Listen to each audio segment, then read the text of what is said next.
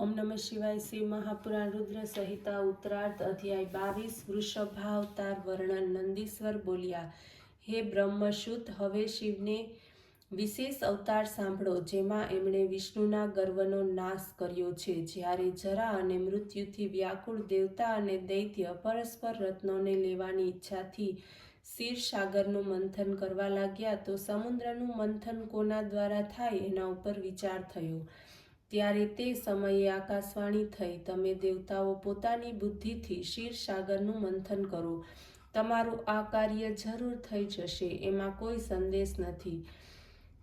એને માટે તમે મંદરાચલને મંથની અને વાસુકી નાગને નેત્રા બનાવો. ત્યારે દેવતા અને દાનવો મંદરાચલને સમુદ્રમાં લઈ જવાને પોતાની ભુજાઓના પરાક્રમથી તેને ઉખેડવા લાગ્યા અને લઈને ક્ષીરસાગર તરફ ગયા, પરંતુ સમુદ્રમાં પ્રવેશ કરાવી શક્યા નહીં. તેમનું બળ ક્ષીણ થઈ ગયું.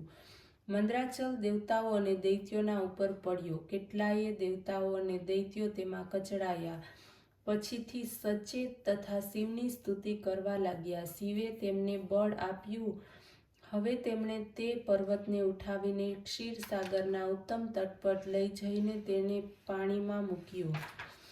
પછી વાસુકી નાગને દોરડા બનાવી રત્નોને માટે ક્ષીરસાગરનું મંથન પ્રારંભ્યું. દેવલોકની મહેશ્વરી ભૃગુની પુત્રી લક્ષ્મી તેમાંથી નીકળી. પછી તેમાંથી ધન્વંતરી, ચંદ્ર, પારિજાત, કલ્પવૃક્ષ, ઉચ્છેશ્વા ઘોડો, ઐરાવત હાથી, મદિરા, હરિનું ધનુષ્ય, શંખ, કામધેનુ,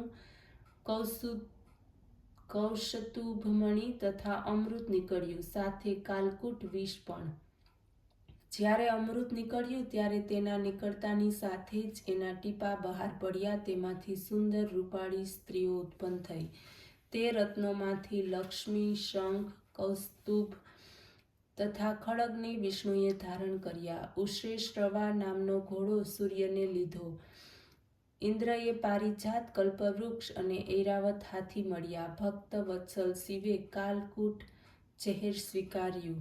દૈત્યોએ રમણ કરાવનારી મદિરા લીધી. મનુષ્યોએ ધન્વંતરી વિદ્યા લીધી. મુનીશ્વરોએ કામધેનુ ગૌનું ગ્રહણ કરી તથા તે સામાન્ય સ્ત્રીઓ હતી.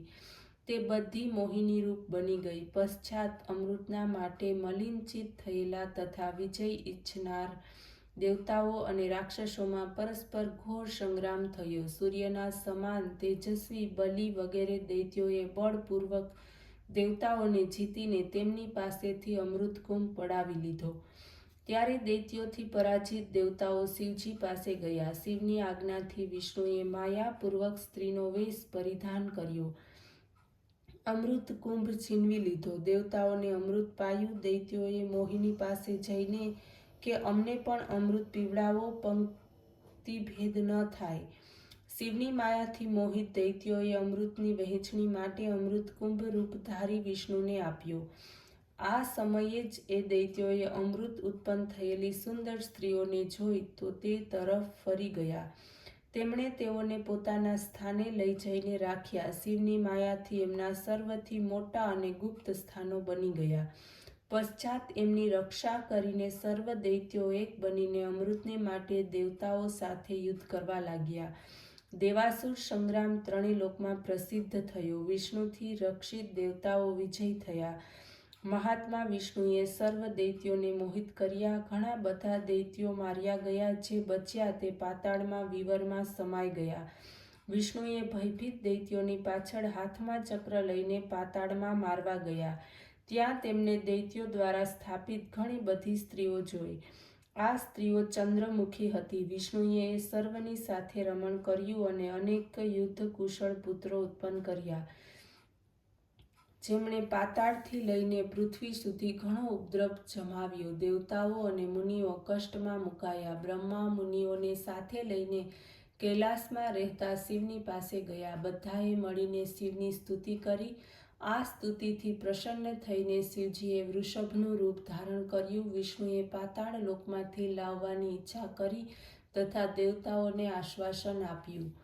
અધ્યાય 23 અવતાર લીલા. નંદીશ્વર બોલ્યા કે હવે શિવે વૃષભ રૂપ ધારણ કરીને ગરજતા પાતાળના તે વિવરથી પ્રવેશ કર્યો અને પ્રચંડ ગર્જનાથી નગર ધ્રુજી ઉઠ્યું. તેનો નાશ થવા લાગ્યો. પૂરવાસી વ્યાકુળ થયા. વૃષભ રૂપધારી શિવજી ઉપદ્રવી વિષ્ણુપુત્રોનો સામનો કર્યો. વીર વિષ્ણુએ ધનુષ્ય બાણ લઈને ગુસ્સે ભરાઈને શિવજી ઉપર આક્રમણ કર્યું.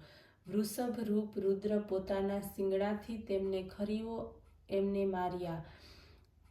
ક્રુધિત રુદ્રના એ મારથી વિષ્ણુના કેટલાય પુત્રો પ્રાણ રહિત તેમજ મૂર્છિત થઈ ગયા. આ જાણીને ભગવાન વિષ્ણુએ વિવરમાંથી બહાર નીકળ્યા.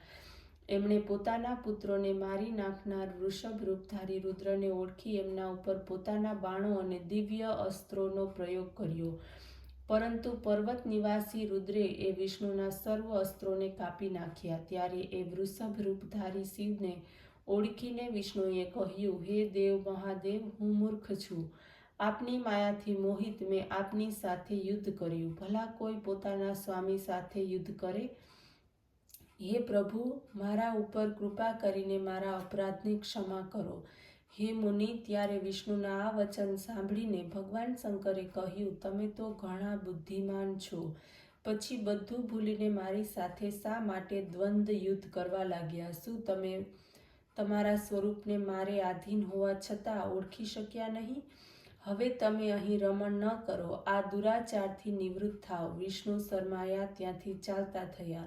શિવ બોલ્યા, થોભો, હવે તમે આ ચક્રને અહીં છોડી દો. હું તમને બીજું ચક્ર આપું છું. આ પ્રમાણે કહીને શિવજીએ પોતાના તેજથી સૂર્યના સમાન બીજું સુદર્શન ચક્ર વિષ્ણુને આપ્યું. વિષ્ણુએ ત્યારે સ્વર્ગમાં ચાલ્યા ગયા. વૃષેશ્વર ભગવાન શંકર પણ દેવતાઓનું કાર્ય કરી કૈલાસ ઉપર પર્વત ઉપર ગયા. વિષ્ણુનો મોહ દૂર થયો. જે માણસ આ વૃષેશ્વર અવતારની કથાને વાંચે તેને શત્રુ બાધ નહીં નડે. આ પવિત્ર ઇતિહાસ સ્વર્ગદાયક, ભક્તિવર્ધક તથા સત્પુરુષોને ભોગતી મુક્તિ આપનાર છે. ઓમ નમઃ શિવાય.